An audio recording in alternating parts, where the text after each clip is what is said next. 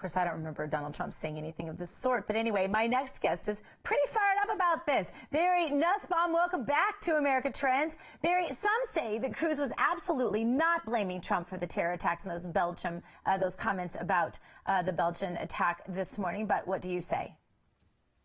Well, good to be with you, by the way, Gina. I think Ted Cruz was stretching quite a bit and was trying to put together two totally disconnected thoughts that would play together for people that weren't listening very closely. First of all, Donald Trump never said, let's get out of NATO or let's abandon our allies. What he said was there should be a more proportional share of the expense. No different than he's mentioned the same thing with Japan and other allies. And he's probably right. In regards to those comments causing the attacks, that's borderline lunacy. French intelligence and Brussels investigations today within Belgium are both saying that the last Paris murderer that was captured over the last several days said that a attack within Belgium has been planned for weeks. The fact that it happened today has nothing to do with what Donald Trump said in regards to NATO. And secondly, ISIS said that the attack took place because Belgium has been supporting the fight against ISIS. Mm-hmm. So nobody agrees with Ted Cruz, and I'm sure if he had the opportunity to take those comments back, he would. Well, actually, he's had the opportunity. We've asked him if he'd like to retract those comments, and of course, we've had no response from him on that. A lot of response from his followers and supporters saying that no one should say that Ted Cruz was blaming Donald Trump. But Barry, you've spoken to Trump's people today about these attacks. What did you hear? Yeah, I actually had a chance to converse with his recently appointed Middle East policy advisor, Dr. Walid Ferez, who happens to be a friend. He is the expert and is the consultant for many people in Washington. It was a very wise choice for Donald Trump to land him on the team. Dr. Ferez says that their plan for ISIS is quite simple. First thing President Trump, were he to become so, would do is tear up the Iran deal and totally renegotiate it. And were that to happen, Dr. Ferez says that the Trump administration would then be able to pull in a broad coalition of Sunni Arab states to create an army within the Middle East against ISIS, and led by the Americans would then, together with this new coalition, destroy ISIS with a locally raised army. It's a different plan than has been proposed by anybody, and it's going to have some serious traction in the coming days as they roll out the details, in my opinion. All right. Well, the feud between Donald Trump and Ted Cruz continues. He just tweeted, Donald Trump did, Lion Ted Cruz used a picture of Melania from a GQ shoot in his ad.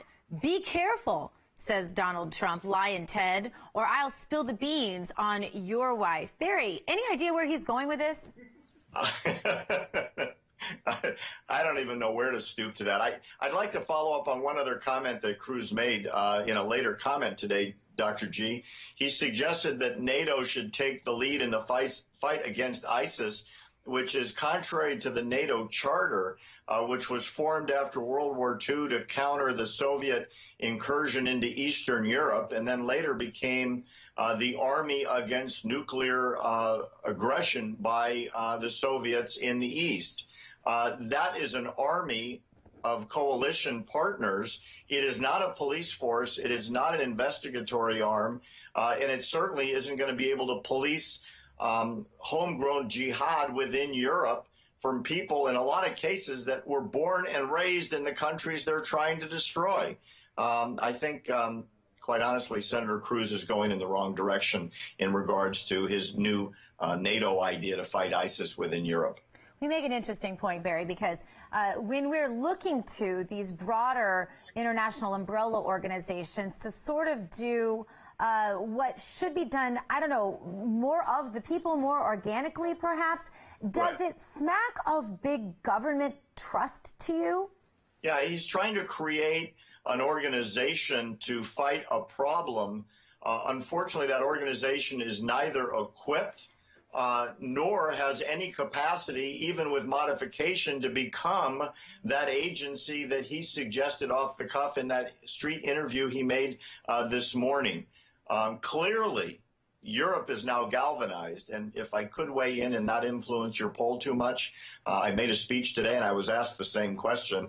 I think this is playing right into the politics that have been raised by Donald Trump over the last probably 6 months. Seeing terrorism like this is exactly the kind of issue that Donald Trump has been raising, the alarm about it coming here next. And if this can happen in the peaceful capitals of Europe, where they have had these open door policies to immigration, we're going to see more San Bernardinos, and I think it plays directly into more support for Donald Trump in the coming months. At least that's my one vote in your poll. Well, I appreciate that, Barry. And you do remind people they can go vote in that poll right now. What effect will the Brussels terror attacks have on the GOP presidential primary? Do you think they help Trump, help Cruz, help Kasich, or have no effect at all? This is my project for tonight. I want to go back and I want to watch that entire clip from Ted Cruz, because I've seen it, but I want to count the number of times he says Donald Trump versus the number of times he puts the blame where it really belongs, and that would be on the Hillary Clinton, Barack Obama administration and or adherent Islamic terror, whichever. Barry, thank you so much for being with us. We always enjoy having you on the show.